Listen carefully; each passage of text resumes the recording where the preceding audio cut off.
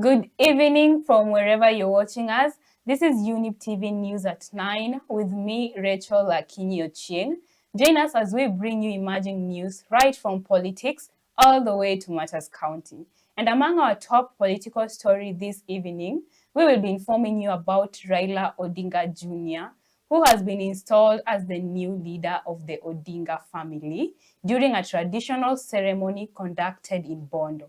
We will be telling you about this and more, but first things first, let's take a look at stories making headlines.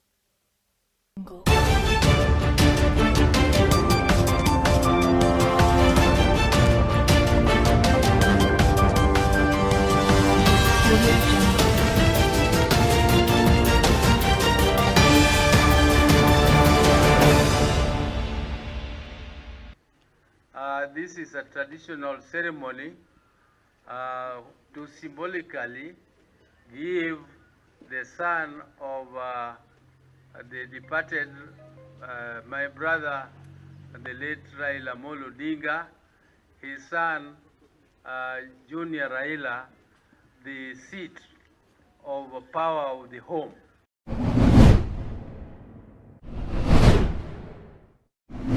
On the Computer Misuse and Cybercrimes Amendment Act, it is important to note that the new amendments do not curtail freedom of expression or give government agencies unchecked power to silence dissent, as alleged.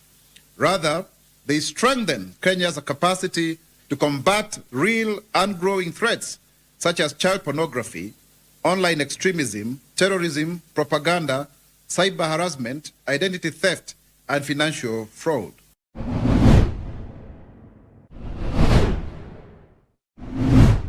We are a country, and our country is not a tribal country. It is a whole country which is called a nation. And so this nation must think what we are going to do, all of us, in order to see that our schools are working, our hospitals are working, and there is no hatred among ourselves.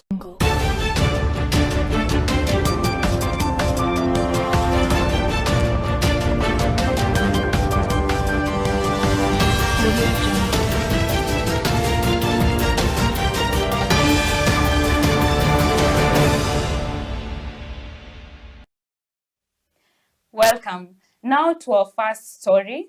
Raila Odinga Jr. was officially installed as the new leader of the Odinga family during a traditional ceremony conducted at the family residence in Bondo, Siaya County. The vibrant event, characterized by Luo cultural traditions, music and dance, took place a week following the passing of his father, former Prime Minister Raila Odinga, who was buried on Sunday. As stated by Siaya Senator and Raila's elder brother, Oburu Oginga, this installation signifies the symbolic transfer of family leadership to the son of the late ODM leader. This is a traditional ceremony to symbolically give the son of the departed, my brother, the late Raila Odinga, his son, Junior Raila, the seat of power of the home. The seat of the power of the home. He is now the leader of this home, together with the mom. The mom will be there to give him all the advices he needs, but he must stand firm. He must stand firm and lead the home as per our culture. This is not political leadership, but this is the leadership of the home. The larger Odinga family, which I chair and which I lead, he is still under me. Just like his father was also still under me when it came to the cultural leadership of the home. And he is going to do, we are going to do the normal rituals, which we normally do as per our traditions. And we are going to start, because today is the 4th day. My brother was buried on Sunday last week, And if we count from Sunday to last night, it is exactly 4 nights. And that is in our culture, the fourth night, after the fourth night, that is the day now, normally the funeral ends officially. That is when now the Wagogni, those who are married elsewhere, the girls, they go back to their houses and they go back to their husbands. Now, the government spokesperson, Isaac Mwaura, has said that the Computer Misuse and Cybercrimes Act do not curtail freedom of expression or give government agencies unchecked power to silence dissent as alleged. Rather, they strengthen Kenya's capacity to combat real and growing threats such as child pornography, online extremism, terrorism, propaganda, cyber harassment, identity theft, and financial fraud. Mwaura made these remarks while addressing the press in Nairobi. On the Computer Misuse and Cybercrimes Amendment Act, it is important to note that the new amendments do not curtail freedom of expression or give government agencies unchecked power to silence dissent, as alleged. Rather, they strengthen Kenya's capacity to combat real and growing threats such as child pornography, online extremism, terrorism, propaganda, cyber harassment, identity theft, and financial fraud. The power given to the National Computer Crimes Coordination Committee to render a website or application inaccessible is subject to proof that it promotes unlawful activities, and any such directives is subject to judicial review in accordance with Article 47 and 50 of the Constitution on fair administrative action. This approach mirrors international best practices where governments have enacted similar frameworks to protect citizens, especially children, from harmful and extreme content. Let me repeat that. To protect citizens, especially our children, from harmful and extremist content. The government therefore reiterates that the freedom of expression and media and Article 33 and 34 remains intact, subject only to limitations prescribed by law in the interest of national security, public safety, and morality as an African nation. Now to a very sad story.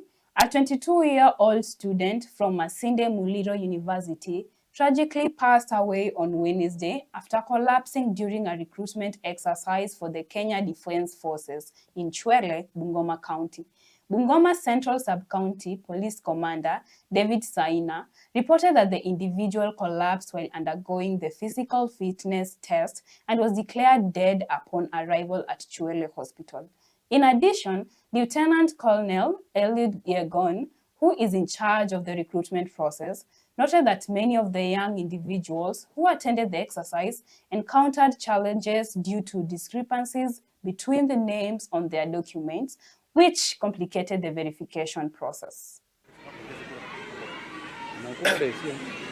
Nataka kuthibitisha ya kwamba mnamo asubuhi ya leo tulikuwa kuna recruitment ya KDF katika Pusakala Primary in Bungoma Central Sub-County. Kuna kijana moja by the name Eugene Wamalwa. Alipata alisirai wakati anafanyiwa wakati wanakimbia, and then akakimbizwa hospitali Sub-County Chwele Sub-County Hospital. Na alipofika huko akaangaliwa na daktari, wakati bado naangaliwa akakuwa confirm. You must be physically fit according to standards ile KDF inahitaji. So vijana ningewahimiza wajichunge, wasiingie kwa miadarati, because kuna wale ambayo wanatolewa kwa usajili kwa sababu ya kutumia miadarati vibaya. The Senate Health Committee, led by Senator Tabitha Mutinda, visited Kitui County to inspect service delivery, infrastructure, and resource utilization at Kitui County Referral Hospital and other health facilities. This oversight visit is part of the committee's mandate to assess the status of public health facilities in the county. The visit aims to evaluate the healthcare service delivery in Kitui, with the committee's findings used to understand the challenges and improve the quality of services provided. And myself, tulifanye haraka. And honorable speakers, I'm Dr. John Mungai. We've been at the lab. You know how it looks like. We've checked at the blood bank, the blood center, the machines. You know what we are talking about. And the general human resource attitude of our people as we've been engaging. You know our position. For me, I don't want to preempt, but we'll do a very clear report. We've been at the pharmacy and the stores, you know how it has been. So we'll do a very straightforward report under recommendations led by the chair. It's been really an intense day. Everywhere we've been, actually, the issues that are there are issues that can be addressed. I mean, they are not out of this world. Ile kitu mimi imeniudhi kama mama, kama kiongozi, ni hospitali mzima na kaunti yote ya Kitui haina mashine ya mammogram. Mashine inayostahili kuwa. It's been really an intense day. Everywhere we've been, actually, the issues that are there are issues that can be addressed. I mean, they are not out of this world. Ile kitu mimi imeniudhi kama mama, kama kiongozi, ni hospitali mzima na kaunti yote ya Kitui haina mashine ya mammogram. Mashine inayostahili kufanya scan yetu sisi wa mama, kufanya scan ya matiti. Na kama haipo, jamani, mama wanaenda all the way Nairobi, wanaenda all the way Machakos, ni jambo la kuhuzunisha. And myself, tulifanye haraka. And honorable speakers, I'm Dr. John Mungai. We've been at the lab. You know how it looks like. We've checked at the blood bank, the blood center, the machines. You know what we are talking about. And the general human resource attitude of our people as we've been engaging. You know our position. For me, I don't want to preempt, but we'll do a very clear report. We've been at the pharmacy and the stores, you know how it has been. So we'll do a very straightforward report under recommendations led by the chair. It's been really an intense day. Everywhere we've been, actually, the issues that are there are issues that can be addressed. I mean, they are not out of this world. Ile kitu mimi imeniudhi kama mama, kama kiongozi, ni hospitali mzima na kaunti yote ya Kitui haina mashine ya mammogram. Mashine inayostahili kufanya scan yetu sisi wa mama, kufanya scan ya matiti. Na kama haipo, jamani, mama wanaenda all the way Nairobi, wanaenda all the way Machakos, ni jambo la kuhuzunisha. We will be taking a short break right here on Younib TV News at 9. Stay tuned.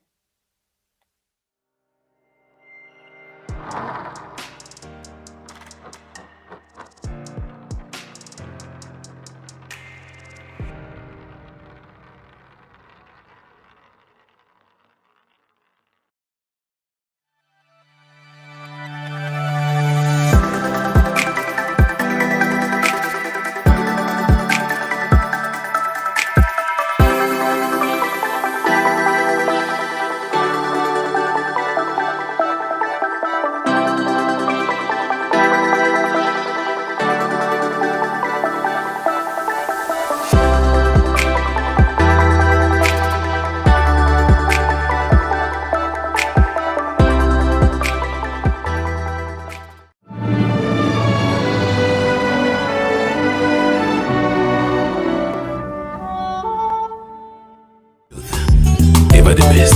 Hallelujah.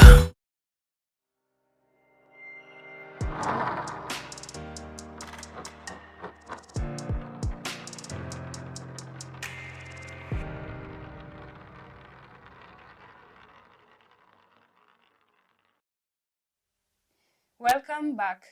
The investigation into the fire that killed 21 boys at Hillside and Arasha School in Nyeri County last year has failed to begin as scheduled in Nyeri Court, after the police investigation file into the fire was not submitted.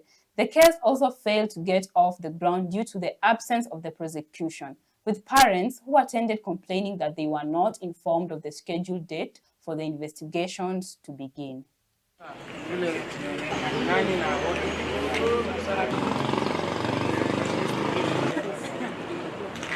And enough, the victims' parents, the victims' families have not been informed of the proceedings and were not aware of the same. So by way of vigilance, we have been able to come today to register our presence in court and to request formally to be made part of the proceedings and to be supplied with all the documents and evidence that the ODPP and the state wishes to rely upon in the inquest, so that the participation of the parents, the participation of the victims' families can be meaningful in this process, that to the end justice might be done and also be seen to be done. So we're wondering why 1 year later these parents are being subjected to an inquest, having given all the information and have spent a month in the school and had an year to be able to do a conclusive report. So for us, we'll respect, because it's actually a process, it's a constitutional process, but we'll still have questions on why they could not do a conclusive report. Now, the Communication Workers Union has announced a nationwide strike by postal workers starting next week, protesting that the non-payment of salaries to its members for several months. According to the union, the workers will begin the strike next Monday, after 7 months of unpaid salaries. The union also says it gave the Labor Ministry a 30-day strike notice, but the deadline has passed without concrete steps being taken to resolve the issue. We are doing this because we are not even demanding money from the government to give us money. The position is that Postal have done services to the Kenya government, including Huduma Center, including IEBC. Postal has been going out there to take election materials to all places despite the problem that they have. Yet they are owed money which cannot be paid. We want that money clearly stated, and they must own and tell us how soon they are going to pay that money that belongs to members. So when members retire, they are able to get their money. When members want to go to SACCOs to get their loans, they are able to get loans because they have remitted, they have paid, the money has been recovered for them, and they have not been remitted to the institution that they should go to. If that money is not paid, the strike will be on from Monday until the money is paid. I know it may take long, but we have talked to our members, and from where we are, these board members are retreating to the branches they belong. Solidarity forever. The clergy is calling on the nation's leaders to come together and prioritize service delivery, voicing concerns regarding the behavior of certain leaders.